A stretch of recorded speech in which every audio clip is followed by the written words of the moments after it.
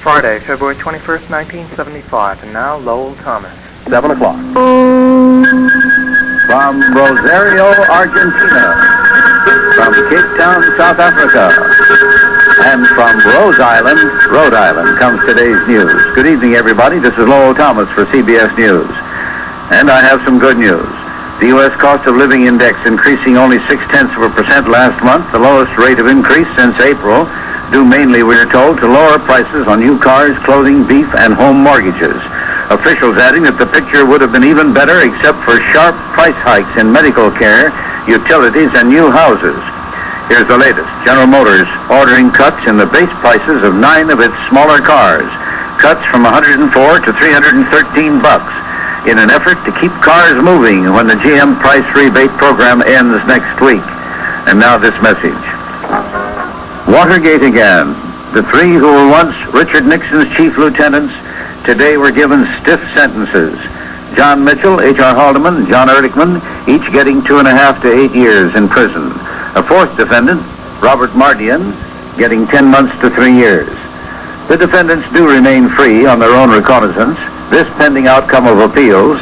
For that reason, none were displaying any apparent emotion.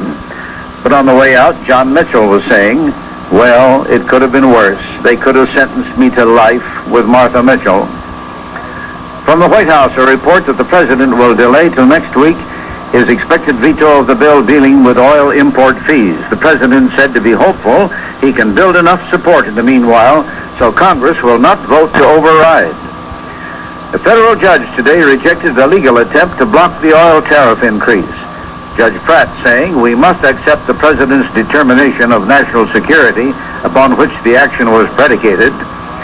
Top officials of the AFL-CIO today voted nearly unanimously to support a continuation of U.S. aid to South Vietnam and Cambodia.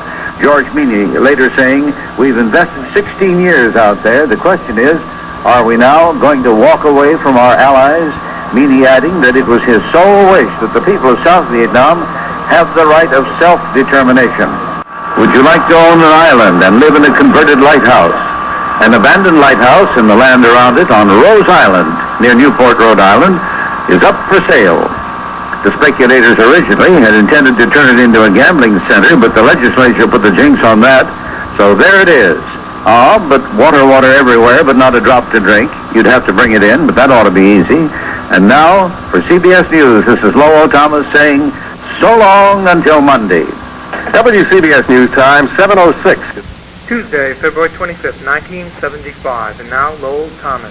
Philadelphia, 7 o'clock. From Washington, from Paris, and from Jammu, Kashmir comes tonight's news. Good evening, everybody. This is Lowell Thomas for CBS News. First, about the CBS radio station WHBF, Rock Island, Illinois, celebrating its 50th anniversary. And now the news.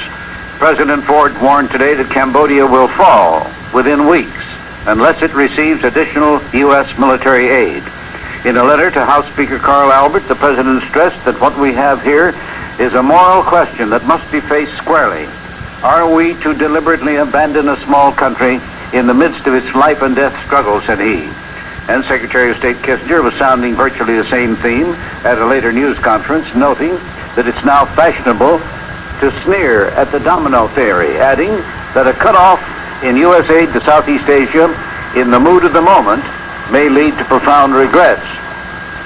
The White House, to the Bicentennial Commission, President Ford was saying today that the United States will deal with its energy and economic problems the same as it dealt with the American Revolution and 2 world wars, and also the Great Depression. The fabled Lion of Kashmir at age 71 now ends nearly a quarter of a century in political limbo. His return to power is expected to cement India's claim to Kashmir and perhaps end for a few more years the intermittent rebellion and some of the guerrilla fighting that has been going on in the Karakorums, the western Himalayas. Muhammad Ataullah, famous mountain climber from K2 and Nanga Parbat, that part of Kashmir, was telling me just today how the Vale of Kashmir problem can never be settled until its people are allowed to vote on it and decide for themselves. At Bonn, a ruling today that could have repercussions throughout the world, West Germany's highest court turning thumbs down on a new law permitting abortion on demand. The German judges calling this a violation of the constitutional right to life. The Supreme Court of the United States ruled today 5-4 that a public school board member may be sued for damages by a student. This in a case involving two girls who were summarily suspended at Mena, Arkansas, suspended for spiking the punch at a school party. Dead today in Chicago, the colored spiritual leader Elijah Muhammad, who called himself the Messenger of Allah, a victim of heart failure at age 77. And in Washington, Rabbi Baruch Korf was telling today of some of his conversations with former President Richard Nixon, saying, at one point prior to his pardon, the former president seemed resigned to being a martyr and said, "Let them put me behind the bars." Korf also said that each of Nixon's aides had told him a different story about Watergate, and all self-serving.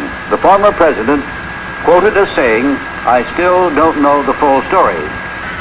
And now, for CBS News, this is Lowell Thomas saying, so long until tomorrow. Thank you, Lowell. 7:06 now. 6 minutes past 7 o'clock. The Long John Wade at WCAU Radio 121. Friday, March 7th, 1975, and now Lowell Thomas. At 7 o'clock. From Sidon, Lebanon, from Brussels, and from the Weddell Sea comes today's news. Good evening, everybody. This is Lowell Thomas for CBS News. The U.S. unemployment rate, we have heard today, unchanged last month, remaining at 8.2%, according to figures just announced, the first break in the nation's steadily rising jobless rate since June of last year.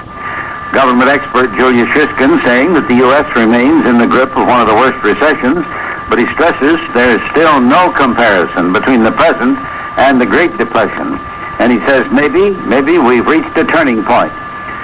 Also on the economic front, the Federal Reserve Board announces another cut in its discount rate, the interest rate it charges on loans to member banks, now cut from 6.75% to 6.25%. From Paris, the Organization for Economic Cooperation and Development sends a report on worldwide inflation. Officials saying for the second month, the global inflation rate in February less than 1%. This an indication that the non-communist industrial nations are at last winning the battle against soaring prices. Washington, a meeting of the Republican leaders from across the land, hearing an address from Vice President Rockefeller, who called for an end to bitter feuding in the party.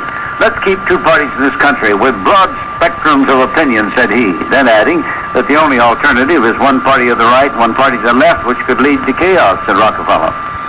In Southeast Asia, ground fighting again heating up around the besieged Cambodian capital of Phnom Penh. Rebel gunners also continuing to hammer away at the city and its vital airport. But the U.S. Berlin-type airlift still going strong. At Antrim, New Hampshire, a fire in the studio of veteran painter John Cohey. More than 12 years of paintings going up in smoke. But John Cohey, not discouraged, ready to start all over again. His son, John Jr., saying, "You've got to look at it like a blessing in disguise. You just keep going all the harder when things get tough." And there we have a profile and determination by a man who celebrates today his 101st birthday. John Cohey. For him, it's never too late to begin again, so carry on. Now one more little item. The lighthouse keepers in Britain dashed on the rocks today by British officials in London, the spokesman saying co-ed lighthouses create too many problems, both for those on duty and for those left on shore. And now this is Lowell Thomas for CBS News saying so long until Monday.